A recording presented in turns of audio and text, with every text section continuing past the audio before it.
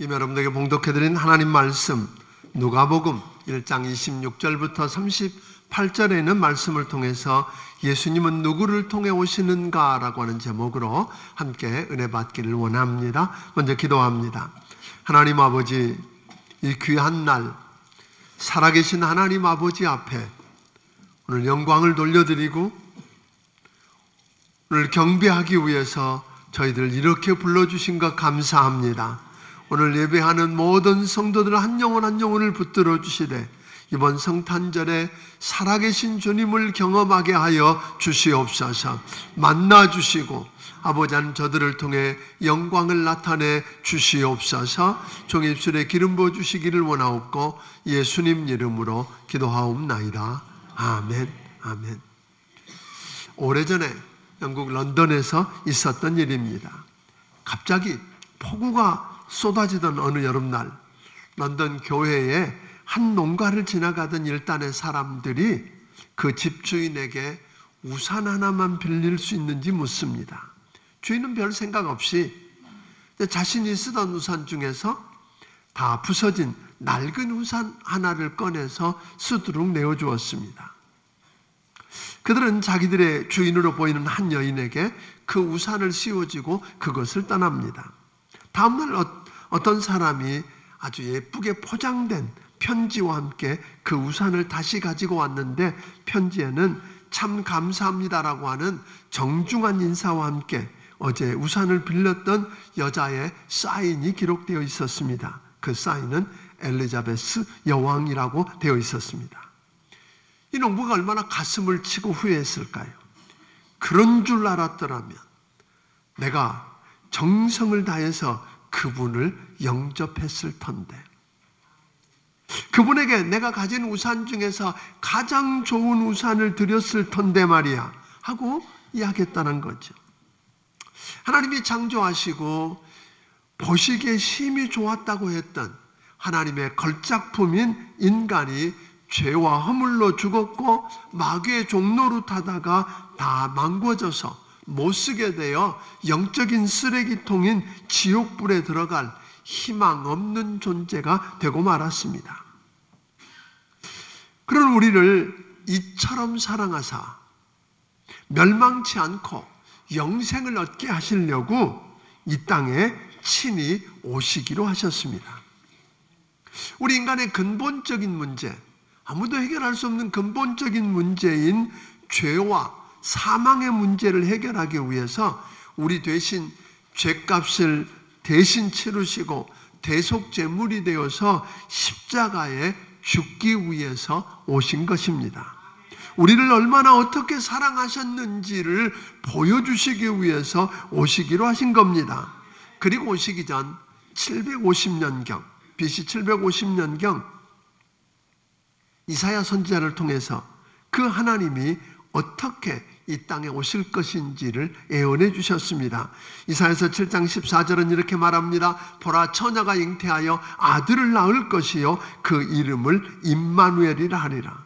그리스도께서 하나님이 처녀의 몸을 통해 성령으로 잉태해서 우리 인간과 함께 하시기 위해서 오실 것이라고 이야기했습니다.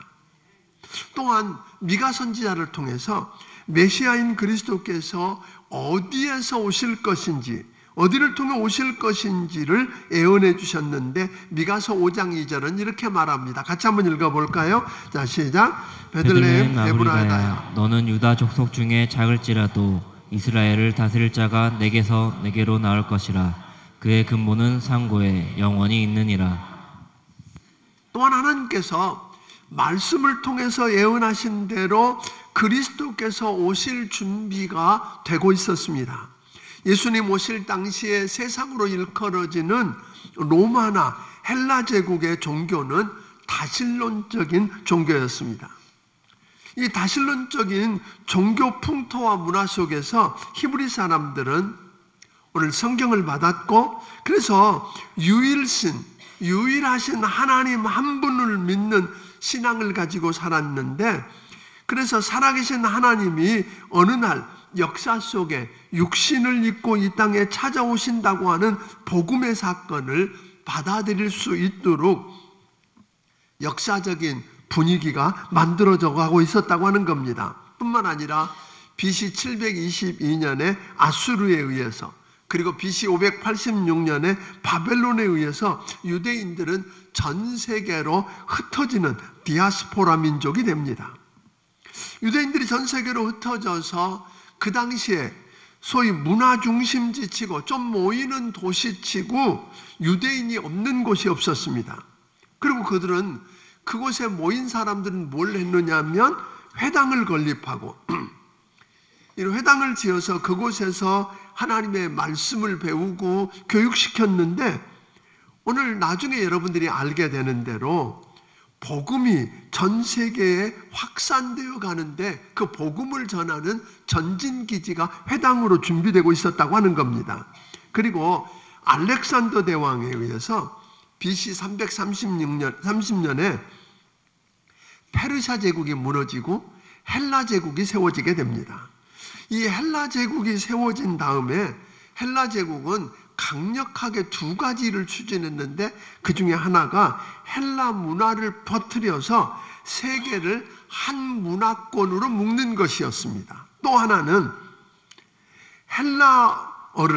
헬라어를 모든 사람들은 다 헬라어를 사용하도록 했기 때문에 그 당 예수님이 오실 당시에 성경을 다른 말로 번역하지 않고도, 외국어를 따로 배우지 않고도 복음을 전 세계에 누구든지 전할 수 있는 길이 열렸다고 하는 겁니다. 그리고 힘에 의한 평화를 앞세운 로마 제국이 들어선 후에 소위 BC 27년부터 AD 180년도까지를 팍스 로마나라고 불리워지는데, 로마에 의한 평화로 말미암아서 로마 제국에 들어있는 어느 나라도 비자 없이 그냥 마음대로 드나들면서 복음을 전할 수 있는 그런 기틀이 마련되었고, 또 저들이 군사적인 목적으로 로마로 통하는 도로를 전 세계에 놓고 있었는데, 그 길을 따라서 여러분 나중에 사도 바울이나 주님의 복음을 전하는 전도자들이 뛰어다니는 것을 볼 수 있게 됩니다. 이런 준비가 됐다는 겁니다. 또 BC 27년부터 AD 14년까지 로마 제국의 황제였던 시저 아우구스투스, 성경에는 보니까 아구스도 이렇게 나와 있는데, 아우구스투스는 로마 땅에 살고 있는 모든 사람은 호적을 하라고 명령을 내렸는데, 그 호적을 하기 위해서 나사렛에서 살고 있었던 요셉과 마리아가 베들레헴으로 옮겨가게 되고 그곳에서 출산을 하게 됩니다. 여러분, 이 세속적인 역사가, 이렇게 바뀌어지는 세속적인 역사가 그냥 우연히 이루어지는 것 같은데, 그 배후에 역사하시는 하나님의 손길이 있었고 하나님의 섭리가 있었다는 걸 여러분 아십니까? 철저한 하나님의 섭리였다는 겁니다. 그래서 갈라디아서 4장 14절은 말하기를, 갈라디아서 4장 4절은 때가 참에 하나님이 그 아들을 보내사 여자에게서 나게 하시고 율법 아래 나게 하신 것은 이라고 말했는데, 이 때가 찼다, 여자에게서 하나님이 이 땅에 올 때가 찼다는 말은 종교적으로, 문화적으로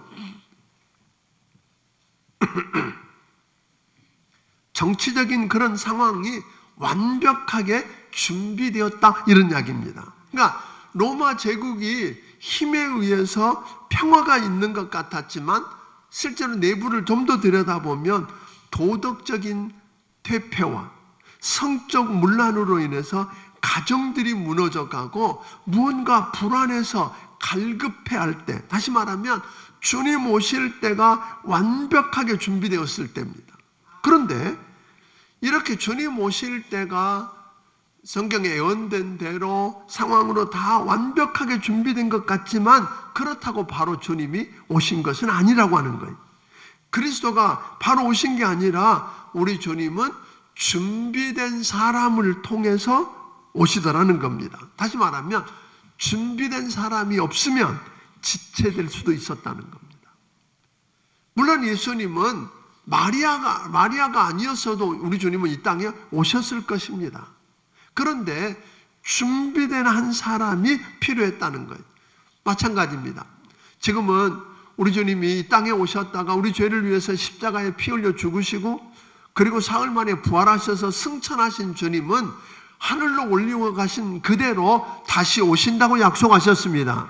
그리고 주님이 오신다고 말씀하신 그대로 먼 세상에 일어나고 있는 징조들을 보면 오실 때가 준비가 된 건 맞습니다.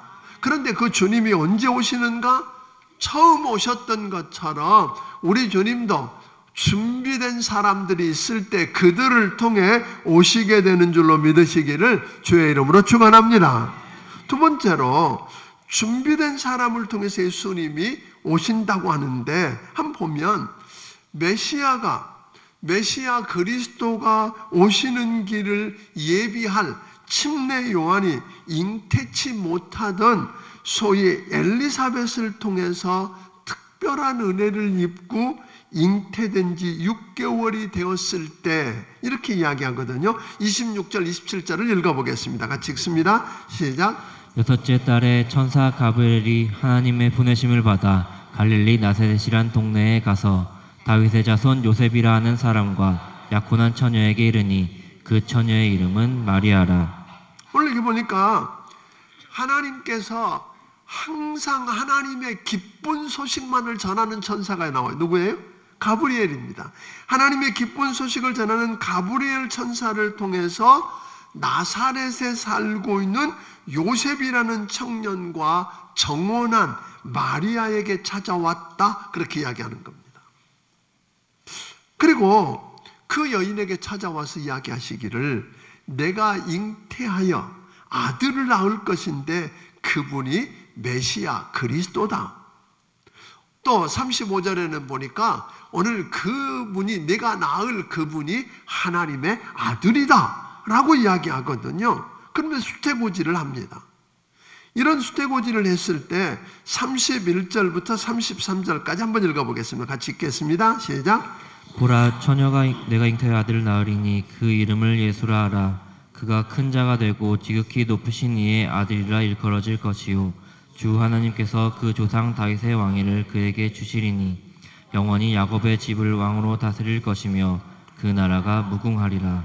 아니, 그렇게 귀한 분이라면, 오실 분이 그렇게 귀한 분이라면 왜 하필이면 나사렛에 살고 있는 그 여인이냐는 거예요. 왜냐하면 그렇게 귀한 분이라면 왕궁이든지 아니면 왕궁이 아니어도 학식과 문화가 갖추어져 있는 교양 있고 괜찮은 어디에? 예루살렘에 있는 귀족집에 누구든지 그런 여인을 택할 터인데 가장 천대받는 사람들이 살고 있는 외방 지역인 갈릴리. 왜 갈릴리가 천대를 받았느냐면 그 소위 가나안 땅을 정복하려 그러면 보통 이 갈릴리를 거쳐야 되는 거예요, 군사들이. 그러니까 그 군사가 갈릴리를 거쳐 들어오다 보니까 그곳에는 여러분이 어떤 일들이 일어났을까 알게 되잖아요. 그러니까 그 아픔과 슬픔이 많지만 많은 섞여 있는 자녀들이 태어나게 되고 그래서 도덕적으로 문란하고 이런 도시에 살고 있었던 갈릴리를 이방 땅이라고 불렀고 외방이라고 부르면서 천대했어요. 그런데 그 중에서도 나사렛, 큰 도시가 아니에요. 조그만 동네인데 한 1000여 명 남짓 사는 조그마한 동네인데 그 동네는 예루살렘에서 소위 두로와 시돈으로 이어지는 도로를 거기 거쳐야 되는 곳이거든요. 그러니까 모든 상인이나 군인들이 꼭 거쳐가는 곳. 그러니까 그 동네가 여러분 어땠을까 하는 건, 얼마나 엉망이 되었을까 하는 건 짐작이 갈 겁니다. 그래서 예수님 당시에 여러분 이렇게 이야기하는 나사렛을 보내 무슨 나사렛에서 선한 게 나와 이렇게 이야기하거든요. 그렇게 천대받는 아주 멸시받는 적은 나사렛 땅에 있는 특별하지 않는 곳에 있는 특별하지 않은 어린 소녀 마리아를 선택했다는 겁니다. 여기서 어떻게 그런 일이 가능할까? 어떻게 마리아일까? 이것은 하나님의 은혜, 즉 하나님께서 자격이 없는데 거저주시는 하나님의 호의라고 일컬어지는 하나님의 은혜가 아니면 설명이 안 되는 겁니다. 하나님의 은혜가 아니면 설명할 수 없는데 하나님의 은혜로 누구에게 주어졌어요? 이 마리아가 선택되었다 하는 거예요. 전 이걸 보면서 우리에게도 희망이 있다. 다시 오실 우리 주님이 이 땅에 오셔서 나를 통해 오신다면 내가 가진 것이 있건 없건 배웠건 못 배웠건 대단한 도시에 살든 아닌 곳에 살든 상관없이 뭐가 임하면 하나님의 은혜를 입을 수 있으면 아멘? 나를 통해서 그 위대한 일들이 이루어질 수 있다 하는 것입니다. 그래서 가브리엘 천사가 하는 말을 보세요. 28절을 읽어봅니다. 시작. 은혜를 받은 자여 평안할지어다 주께서 너와 함께 하시도다 하니. 그러니까 그 가브리엘이 그 여자에게 하는 이야기가 뭐예요? 다른 이유가 없었어요. 은혜를 받은 자여 평안할지어다. 아멘. 은혜를 받은 자여 평안할지어다 주께서 너와 함께 하심이로다. 하나님께서 자신의 아들 예수 그리스도 탄생을 위해서 좋은 지방이나 가문이나 공부 많이 한 특별한 사람에게가 아니라 하나님의 은혜를 입고 준비된 여인을 선택하셔서 오셨다고 하는 것입니다. 마리아를 좀 더 깊이 들여다보니까 하나님이 왜 그 여인, 하필이면 그 여인을 선택해서 오늘 그 여인에게 은혜를 베풀고 그 여인을 통해서 오셨는가 들여다보니까 그 여인은 겸손한 여인이었다 합니다. 28절 29절을 다시 읽어봅니다. 읽습니다. 그에게 들어가 이르되 은혜를 받은 자여 평안할지어다 주께서 너와 함께 하시도다 하니 처녀가 그 말을 듣고 놀라 이런 인사가 어찌함인가 생각하매. 아니 가브리엘 천사가 지금 그 마리아에게 이야기합니다. 하나님께 은혜를 받은 자여 평안할지어다 주께서 너와 함께 하신다고 하는 엄청난 말을 들었을 때 어떤 태도를 보였어요? 당연하지. 내가 은혜를 안 입으면 누구야? 라고 말한 게 아니에요. 오늘 당연하듯 받아들인 게 아니라 내가 그럴 만한 자격이 있을까요?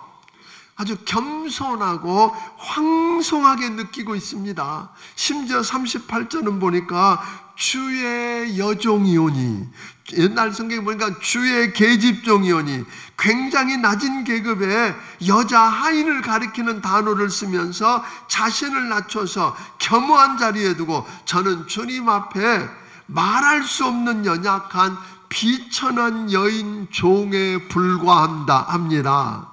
그런 나에게 어떻게 그런 은혜가 하고 이야기하거든요. 이번 성탄절에도 여러분 때가 되었을지라도 이렇게 겸손한 자세로 하나님의 메시지를 들을 자세가 되어 있는 여러분을 통해서 우리 주님은 다시 오실 것입니다. 또한 마리아는 단순히 겸손하기만 한 게 아니었습니다. 마리아는 겸손했지만 그는 믿음 있는 여자였습니다. 34절을 함께 읽어보겠습니다. 시작. 마리아가 천사에게 말하되 나는 남자를 알지 못하니 어찌 일이 있으리이까. 여러분, 내가 잉태해서 아들을 낳을 텐데 그분이 내가 기다리던 메시아 하나님의 아들이다 라고 이야기했을 때 마리아의 반응은 의심이 아니라 어떻게 그런 일이 가능할까요? 나는 정혼을 해서 그러니까 그 당시에 여기서 정혼을 했다라고 하는 말은 먼저 약혼을 하고 그 다음에 정혼을 하고 결혼식을 하게 되는데, 정혼을 했다는 말은 아직 결혼식은 안 올렸지만 남편이라고 아내라고 일컬어질 수 있고 부부라고 일컬어지지만 함께 살지는 않는 겁니다. 그러니까 오늘 이 마리아는 그런 거죠. 결혼한 것처럼 부부라고 일컬어지만 아직 나는 남자를 알지 못합니다. 그 남자와 관계를 맺은 적이 없어요. 그런데 어떻게 그런 일이 내게 일어날 수 있을까요? 그때 천사는 인간의 이성으로는 이해할 수 없는 한 대답을 합니다. 37절을 읽어보겠습니다. 같이 읽습니다. 대저 하나님의 모든 말씀은 능치 못하심이 없느니라. 네, 대저 하나님의 모든 말씀은 능하지 못하심이 없느니라. 무에서 유유를 창조하신 전능하신 하나님이 간섭하시면, 하나님이 말씀하시면 그 일은 불가능이 없다. 말씀한 대로 된다 하고 이야기하고 있습니다. 그때 38절에 마리아의 고백을 들어보십시오. 같이 38절을 읽어봅니다. 시작. 마리아가 이르되 주의 여종이오니 말씀대로 내게 이루어지이다 하매 천사가 떠나가니라. 예, 마리아는 어떻게 그것이 가능한지 나는 모르지만 마리아가 가로되 주의 여종이오니 말씀대로 내게 이루어지이다. 아멘. 계속되는 메시지를 보면 45절에서 그렇게 이야기합니다. 주께서 하신 말씀이 반드시 이루어지리라고 믿은 여자에게 복이 있다. 오늘 이 여자는, 마리아는 주께서 말씀하신 그대로 이루어져서, 아멘, 그대로 되어서 나를 통해서 하나님의 아들 그리스도가 오실 거라고 믿었어요. 그러니까 마리아는 가브리엘 천사를 통해서 주신 하나님의 말씀을 들었고 그 말씀을 믿었고 그 말씀이 증거한 예수 그리스도를 믿었다고 하는 것입니다. 그리고 믿음으로 자기를 통해 이 세상에서 영화롭게 오실 메시아를 기다리고 있었다 이야기하는 겁니다. 이런 사람을 통해서 우리 주님은 다시 오실 것입니다. 마리아가 겸손히 믿음으로 주의 말씀대로 되도록 순종하겠다고 하는 말은, 여러분, 마리아는 보니까 겸손했고 그리고 그 말씀을 믿었고 믿음대로 자기에게 이루어지도록 순종했다고 하는 말은 더 다른 의미를 이야기하고 있습니다. 37절, 38절 보면 대저 하나님의 말씀은 능하지 못하신 일이 없으니까 마리아가 가로되 주의 계집종이오니 말씀대로 이루어지이다 하고 들은 말씀을 믿고 수용하고 순종하겠다는 말은 여러분 뭘 의미할까요? 여러분, 처녀가 잉태를 했으니, 자기하고 정혼한 남자와 상관없이 잉태를 했으니 정혼한 남자가 어떻게 하겠어요? 부정한 여인이라고 버릴 것입니다. 버릴지도 모른다. 또 잉태된 순간부터 동네 사람들의 그 따가운 눈초리를 의식하면서 힘들게 살아야 할지도 모른다. 더군다나 그 정혼한 남자와 상관없이 그냥 간음해서 얻은 아이를 얻었다고 그러면 돌에 맞아서 죽을 수도 있다는 그런 각오, 그런 순종은 희생과 헌신을 요구하는 것이었습니다. 여러분, 여러분 말로 말씀대로 내게 이루어지이다, 이게 쉬운 말 같지만 주님이 말씀하신 그대로 내가 성령으로 잉태해서 하나님의 능력으로 잉태해서 오늘 내가 아이를 낳아서 그가 메시아가 됩니다, 이게 쉬운 이야기가 아니라 이 말이에요. 희생을 요구하는 겁니다. 헌신을 요구하는 겁니다. 죽을 수도 있다고 하는 목숨을 내놓는 순종이었습니다. 그런데 마리아는 보니까 그 일을 억지로 마지못해서 할 수 없어서 끌려가며 하는 게 아니라 46절에 보면 마리아의 찬가가 나옵니다. 마리아가 기쁨으로 찬양하고 있습니다. 드디어 기다리던 메시아가 나를 통해 오신다. 오시옵소서. 메시아여 구원을 나타내 주시고 가난하고 눌린 자들을 사랑하시며 그들을 위해서 오늘 구원의 역사를 행하실 주님을 내가 기다립니다. 그는 지금 찬양하고 있습니다. 기뻐하고 있습니다. 이런 역사를 갖고 있는 이런 여인을 통해서 우리 주님은 다시 오셨습니다. 여러분 믿으십니까? 그러니까 오늘 우리도 겸손하게 하나님의 말씀을 듣고 들은 말씀대로 될 거라고 믿고 오늘 믿음으로 모든 희생과 헌신을 각오하고 순종하면, 아멘, 그리고 그 일을 하되 기쁨으로 찬양하며 감당하는 사람을 통해서 우리 주님은 다시 오실 것입니다. 그의 영광을 나타내 보여주실 것입니다. 여러분, 당연히 때가 되었고 모든 게 준비되어 있으니까 그냥 이루어질 거라고 생각하는데 아닙니다. 여러분, 그냥 오시는 건 오늘 여러분을 통해서 이 시대에 그 영광을 드러내신 주님을 여러분이 체험하게 되기를 주의 이름으로 축원합니다. 마리아에게만이 아니라, 오늘 마리아만이 아니라 그 남편 요셉도 그러했습니다. 마리아와 정혼하고 혼인 예식만 남겨두었던 그 남편에게도 누가 찾아왔어요? 하나님의 천사가 그에게 찾아왔습니다. 마태복음 1장 20절 21절을 우리 한번 같이 읽어보겠습니다. 같이 읽어봅니다. 시작. 이 일을 생각할 때에 주의 사자가 현명하여 이르되 다윗의 자손 요셉아 내 아내 마리아 데려오기를 무서워하지 말라. 그에게 잉태된 자는 성령으로 된 것이라. 아들을 낳으리니 이름을 예수라 하라. 이는 그가 자기 백성을 그들의 죄에서 구원할 자의심이라 하니라. 여러분, 자기하고 정혼한 건 사실이지만 자기와 함께 자본 적도 없는 그 자기의 정혼한 여자가 성령으로 잉태되어서 아들을 낳을 거라고 이야기합니다. 그분이 그동안 우리가 하나님이 말씀해 주신 대로 우리가 기다리던 메시아가 자기 백성을 저희 죄에서 구원해 주실 예수라고 일컬어질 그분이, 하나님이 우리와 함께하기 위해서 오시는 그분이 그분이라고 이야기합니다. 여러분, 아무리 좋은 일이지만 그게 수용이 되겠습니까? 그런데 그 요셉은 감정대로 기분대로 행동하지 않았답니다. 그런 다만 순종했답니다. 24절 25절을 읽어봅니다. 같이 읽습니다. 시작. 요셉이 잠에서 깨어 일어나 주의 사자의 분부대로 행하여 그의 아내를 데려왔으나 아들을 낳기까지 동참하지 아니하였더니 낳음에 이름을 예수라 하니라. 네, 이해가 안 되지만 하나님이 말씀하신 그대로 될 거라고 믿고 순종했을 뿐 아니라 증거자가 됩니다. 하나님은 그런 사람을 통해서 오늘 준비된 이때에 그의 영광을 나타내 보여주실 것입니다. 그분이 오십니다. 성경에 보면 목자들이나 동방박사들도 그랬습니다. 주님이 오셨다고 하는 이야기를 듣고 오늘 저들은 미루지 않았습니다.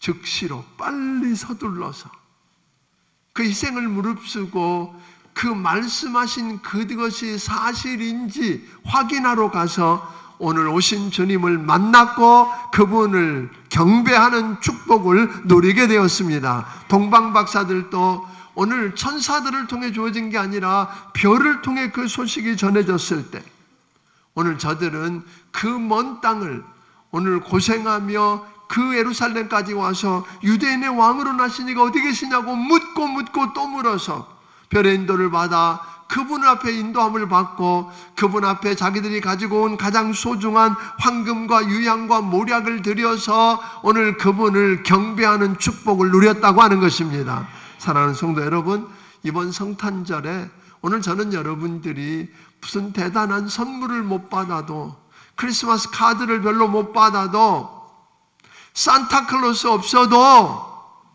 오늘 이 성탄절의 주인공인 예수 만나게 되기를 주의 이름으로 축원합니다.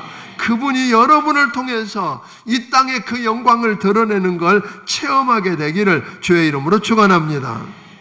오늘 천사들을 통해서 말씀이 전해지든 별을 통해서 알게 되든 성경을 읽다가 알게 되든 설교를 듣다가 들었든 간에 온갖 희생을 치르고라도 들은 말씀을 믿고 가서 말씀하신 대로 됐는지 보려고 하는 구도자의 심정을 가지고 있으면 오늘 여러분 오신 메시아를 여러분은 만날 것입니다. 그분을 경배하고 예배하는 축복을 누리게 될 줄로 믿으시기를 주의 이름으로 축원합니다. 그런데 오늘 성경에 보면 헤롯 왕과 서기관, 여관집 주인 같은 사람들은 그 메시아를 만날 기회가 있던 사람들이에요. 누구보다 더 만나서 누리고 함께할 특권을 가지고 있던 사람들이었어요. 헤롯 왕 보세요. 동방박사들이 와서 헤롯 왕에게 묻지 않아요. 오늘 내가 별을 통해서 하나님의 아들 메시아가 이 땅에 온다는 소식을 듣고 왔는데 그 유대인의 왕으로 나신 이가 어디 계십니까? 헤롯이 궁금했습니다. 그래서 서기관도 부르고 종교 지도자들을 불러놓고 성경에 어디서 그분이 어떻게 오신다고 했느냐? 베들레헴입니다. 예루살렘에서 베들레헴이 멀지 않습니다. 걸어갈 수 있는 거리입니다. 그 베들레헴에서 난다는 이야기를 듣고도 가서 경배하는 게 아니라 자기의 경쟁자가 될 수 있는 그분을 죽이겠다고 두 살 안에 있는 모든 아이들을 죽이는 그런 일들을 저지르고 맙니다. 서기관은 어디서 예수님이 온다는 이야기를 알고서도 가르쳐 줘놓고도 그곳으로 옮길 발이 없었습니다. 여관집 주인 보세요. 여관집 주인도 오늘 아이가 탄생할 때가 되어서 임신한 해산할 때가 된 그 마리아가 방을 찾지만 더 많은 돈을 줄 수 있는 사람들에게만 관심이 있었지 무관심하다가 결국은 그분을 자기 방에 모실 수 있는 기회를 놓치고 오늘 말구육간에 탄생하게 만들었습니다. 사랑하는 여러분, 저들은 욕심 때문에, 이기심 때문에, 무관심 때문에, 세상에 있는 재미 때문에 기회를 놓치고 예수님 만날 기회를 놓쳐버렸습니다. 그분을 경배하고 예배하고 섬길 기회를 놓쳐버렸습니다. 사랑하는 성도 여러분, 이번 성탄이 그리 되지 않게 되기를 주의 이름으로 축원합니다. 행여나 욕심 때문에, 이기심 때문에, 무관심 때문에, 다른 어떤 재미 때문에, 아니면 여러분들이 손해볼까 때문에 주님 만날 기회를 놓치지 않기를 주의 이름으로 축원합니다. 그분 만나야 합니다. 아멘. 그 예수만 만나면 살 수 있습니다. 희망이 있습니다. 오늘 그 예수님은 하나님의 아들입니다. 여러분, 자기 집 앞을 비를 맞고 지나가던 여왕에게 그분이 여왕인 줄 알았더라면 여러분 자기 집에 모셔드리지도 않고 비를 피할 기회도 안 주고 다 떨어지고 낡은 우산 하나 건네줬겠습니까?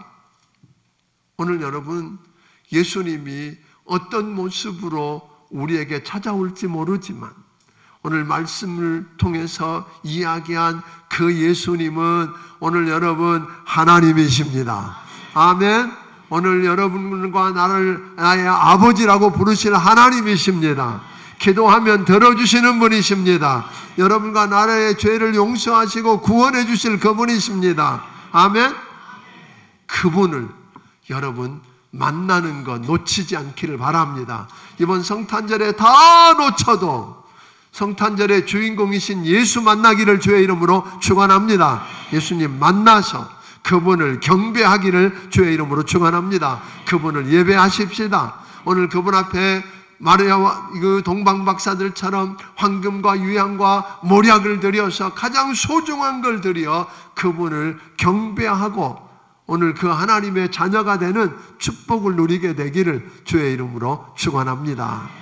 내일은 우리가 성탄절이 되어서 우리 온 성도들이 한 자리에 모여서 10시, 12시 두 번밖에 예배가 없습니다. 자리가 모자랄 겁니다. 좀 일찍 오셔서 함께 정말 성탄절 우리가 오늘 준비했다가 아까 준비하지 못한 사람들의 비극을 보았는데 준비했다가 그분 만났는데 그분이 하나님이시래잖아요. 아멘. 그분이 우리 천지 만물을 지으신 그분이래잖아요. 그분을 모든 사람들은 영접하지 않았지만 그분을 영접하고 그분을 경배하면 성경은 약속하셨습니다. 영접하는 자고 그 이름을 믿는 자들에게는 하나님의 자녀가 되는 권세를 주신다고. 그 놀라운 축복을 이번 성탄에 맛보기를 주의 이름으로 축원합니다. 기도하겠습니다.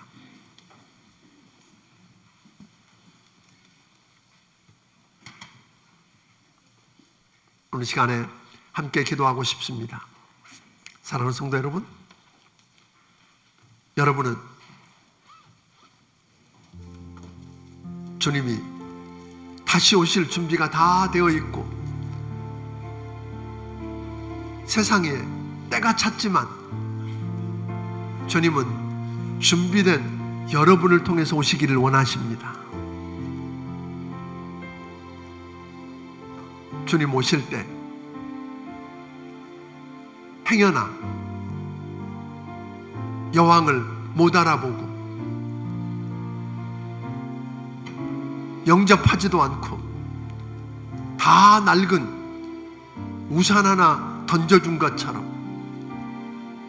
또는 여관집 주인처럼 헤롯 왕처럼 서기관처럼 주님을 박대하고 욕심 때문에, 이기심 때문에, 무관심 때문에 그분을 내팽개쳐버리는 오늘 그런 성탄절이 아니라, 여러분을 찾아와서 여러분을 통해서 그 영광을 나타내 주시는 걸 경험하는 축복을 누려보고 싶지 않으십니까? 하나님, 그 은혜를 달라고 우리 함께 기도하겠습니다. 고마우신 아버지, 긍휼히 여겨주시고 쌍 여겨주시옵소서. 축복하여 주시옵소서.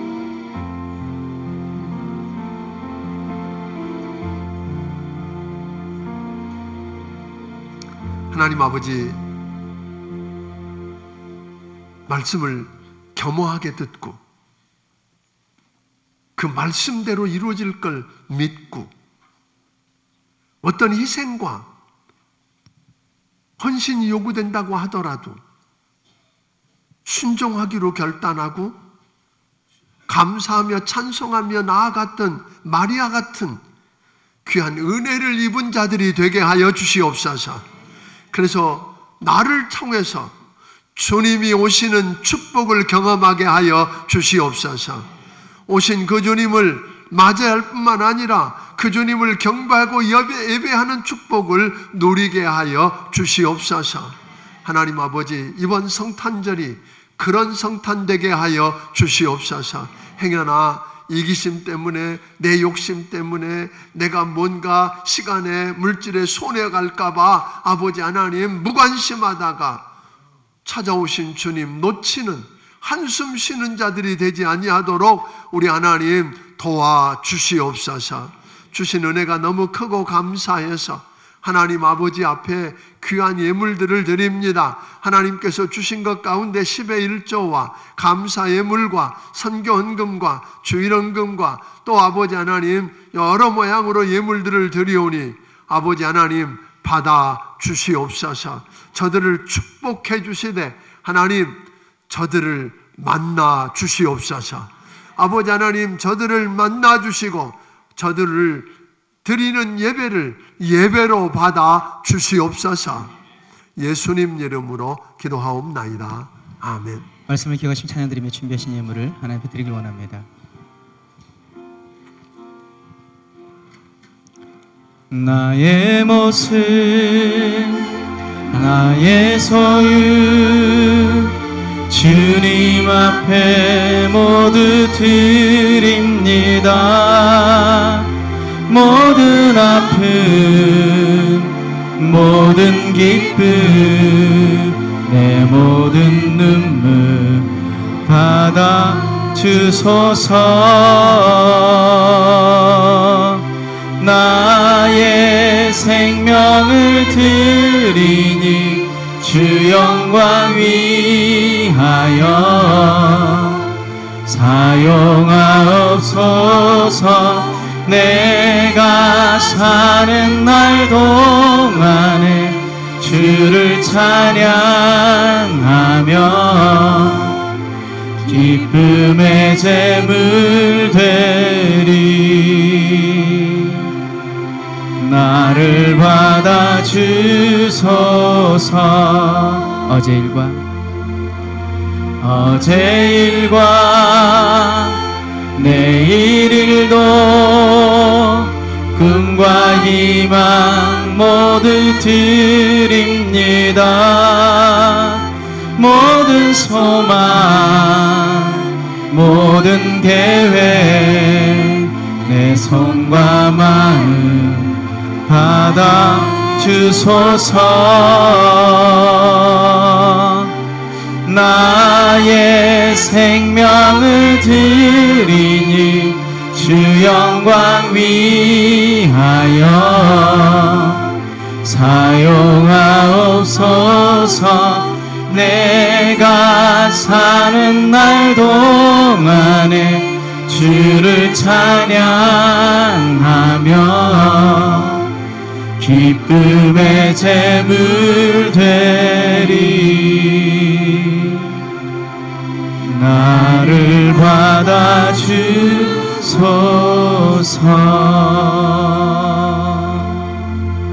이제는 우리 주 예수 그리스도의 크신 은혜와 하나님 아버지의 무한하신 사랑과 성령님의 감화 감동하시고 역사하시며 교통하심이 오늘 하나님 앞에 마리아처럼 요셉처럼 주님 오실 준비가 되어서, 주님 맞을 준비가 되어서 주님 오셨을 때 만나고 그분을 경배하는 자리에 서기 원하는 귀한 심령들 머리머리 위에 지금부터 영원까지 함께 해주시기를 예수님 이름으로 축원하옵나이다. 아멘.